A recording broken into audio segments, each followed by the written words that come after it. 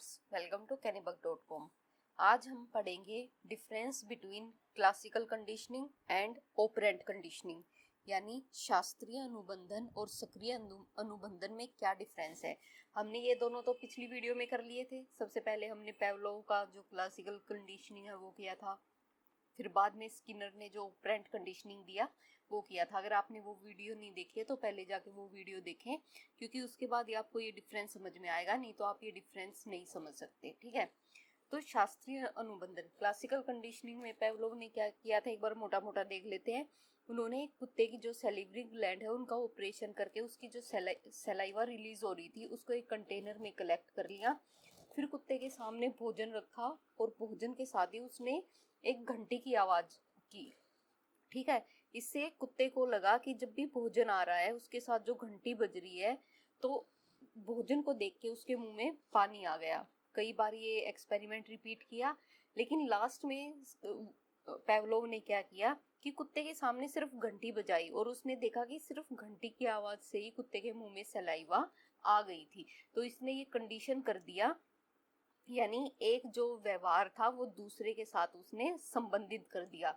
इसको हम क्लासिकल क्यों बोलते हैं, क्योंकि ये सबसे पुराना थ्योरी है, प्रिंसिपल है। ठीक है, सक्रिय अनुबंधन ऑपरेंट कंडीशनिंग में स्किनर ने क्या किया, उसने दो एक्सपेरिमेंट किए, एक चूहे पे किया और एक कबूतर पे किया।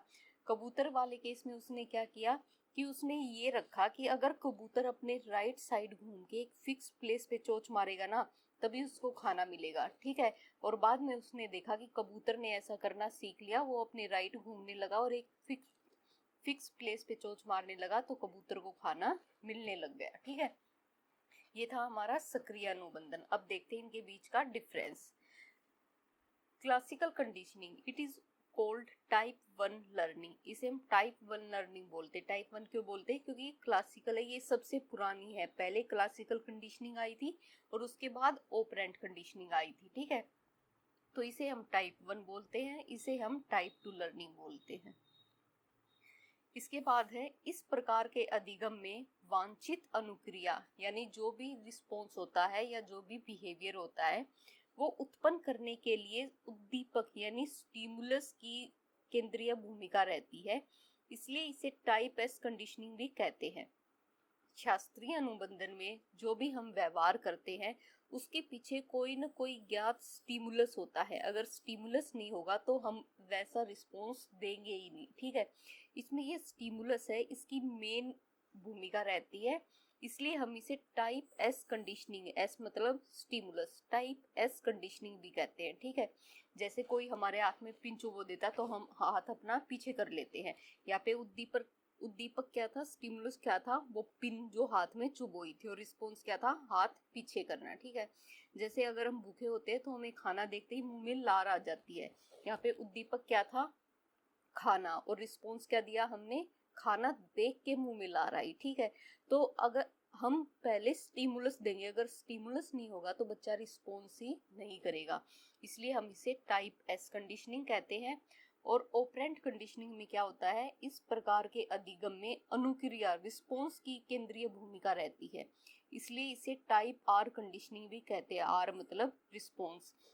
जो स्किनर ने एक्सपेरिमेंट किया था उसमें हमने क्या देखा था कि कबूतर को अपने राइट घूम के चोंच वो फिक्स प्लेस पे मारनी थी, तो उसे रिस्पॉन्स करना था। हमने उसे किसी प्रकार का उद्दीपन नहीं दिया, किसी प्रकार का स्टिमुलस नहीं दिया, सिर्फ उसका रिस्पॉन्स देखा और रिस्पॉन्स के बाद हमने उसे रीइंफोर्समेंट यानी पुनर्बलन दिया।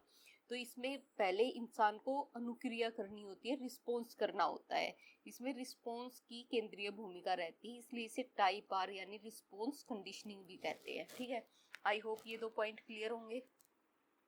इसके बाद है, इसमें अनुबंधन प्रक्रिया की शुरुआत किसी विशेष उद्दीपक द्वारा कोई निश्चित अनुक्रिया उत्पन्न करने द्वारा होती है, यानी इसमें कोई उद्दीपक होता है उसी के कारण अनुक्रिया होती है। जैसा मैंने इसमें समझाया था कि इसमें पहले उद्दीपक होगा उसके बाद व्यक्ति अनुक्रिया करेगा। जैसे खाना उद्दीपक होगा उसके बाद ही तो मुंह में लार आएगी, ये तो है नहीं कि अपने आप मुंह में से लार आती रहे बिना खाना देखे। या फिर अगर कोई पिन चुभोएगा तभी तो हम अपना हाथ पीछे करेंगे, ऐसे तो नहीं है कि हम बिना मतलब के अपना हाथ पीछे कर ले। तो पहले उद्दीपक होगा उसके बाद अनुक्रिया होगी। इस अनुबंधन में शुरुआत सीखने वाले की उन अनुक्रियाओं को लेकर होती है जो स्वाभाविक रूप से होती हैं या जिन्हें सिखाने वाले द्वारा विशेष रूप से सीखने वाले द्वारा कराने का प्रयत्न किया जाता है। यानी इसमें जो भी बिहेवियर हम मॉडिफाई करना चाहते हैं, जो भी हम रिस्पॉन्स चाहते हैं कि सीखने वाला रिस्पॉन्स दे, उसके लिए कोई उद्दीपक तो होता नहीं है, स्टिमुलस तो होता नहीं है, उसे अपने आप ही डिफरेंट एक्टिविटीज करनी होती है।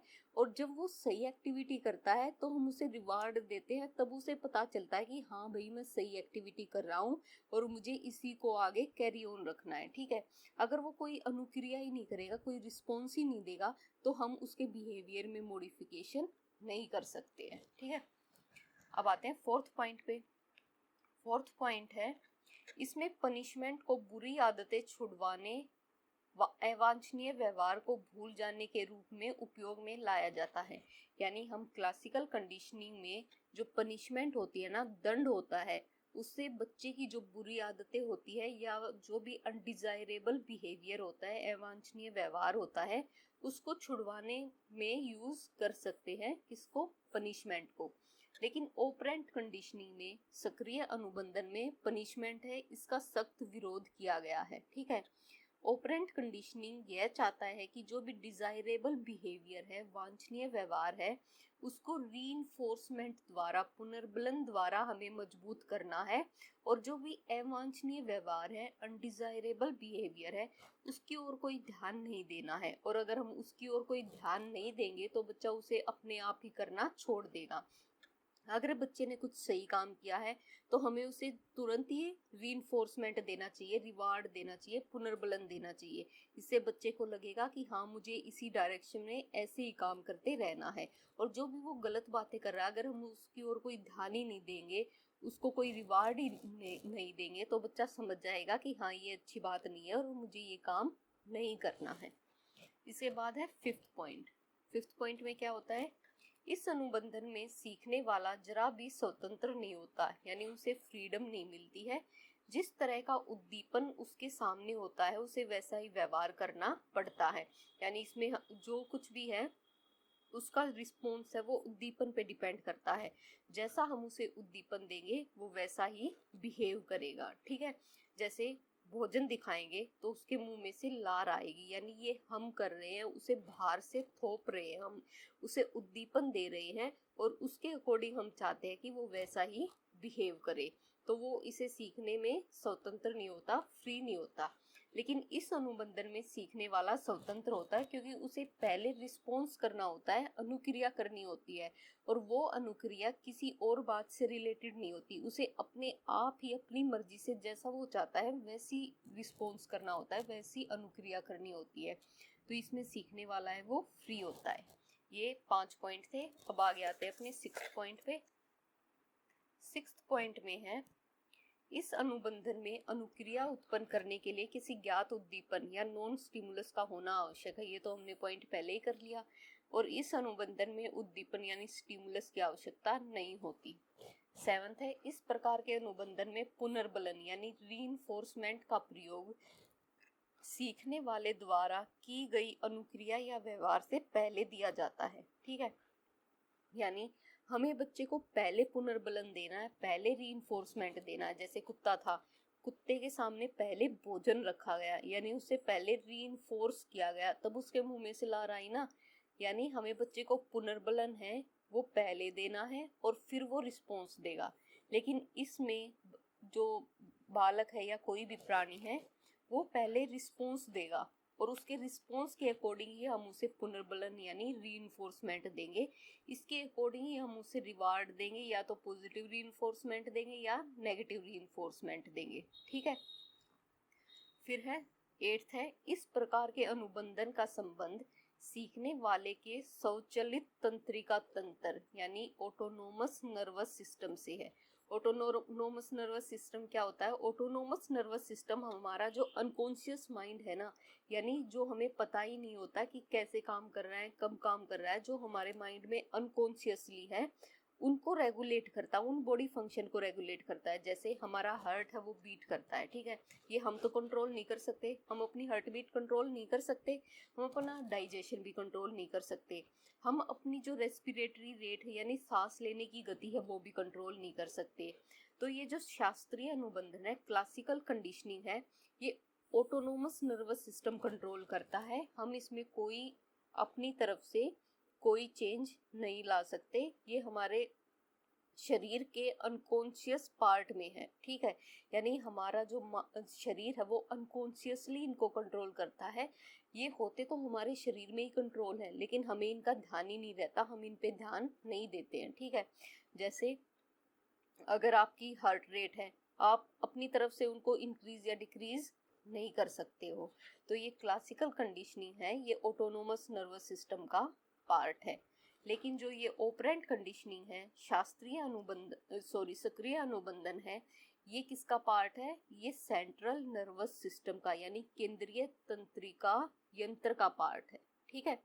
यानी सेंट्रल नर्वस सिस्टम क्या होता है, ये इसमें सेंट्रल नर्वस सिस्टम में ब्रेन और हमारी स्पाइनल कोड आती है। ब्रेन है ये सबसे महत्वपूर्ण, ये सेंट्रल रोल प्ले करता है हमारी बॉडी के फंक्शन को कंट्रोल करने में। यानी ये जो सक्रिय अनुबंधन है ये हमारे ब्रेन से रिलेटेड है, ठीक है, सेंट्रल नर्वस सिस्टम से रिलेटेड है, यानी इसको हम अपनी मर्जी से कंट्रोल कर सकते हैं। लेकिन जो शास्त्रीय अनुबंधन है, क्लासिकल कंडीशनिंग है, इसको हम अपनी मर्जी से कंट्रोल नहीं कर सकते। इसके बाद है लास्ट पॉइंट। लास्ट पॉइंट में क्या है? अनुक्रिया व्यवहार अनुबंधन। इसके दो नाम हैं, क्लासिकल कंडीशनिंग, शास्त्रीय अनुबंधन को हम अनुक्रिया व्यवहार अनुबंधन भी कहते हैं और शास्त्रीय अनुबंधन भी कहते हैं, ठीक है। और ये जो सक्रिय अनुबंधन है, ऑपरेंट कंडीशनिंग है, इसको हम इंस्ट्रूमेंटल कंडीशनिंग कहते हैं। क्यों?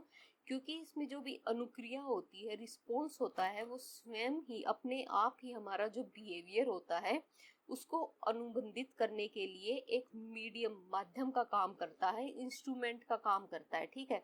यानी जो भी हम रिस्पॉन्स देंगे उससे ही हमारा जो बिहेवियर है वो कंट्रोल होगा, इसलिए हम इसे इंस्ट्रूमेंटल कंडीशनिंग भी बोलते हैं।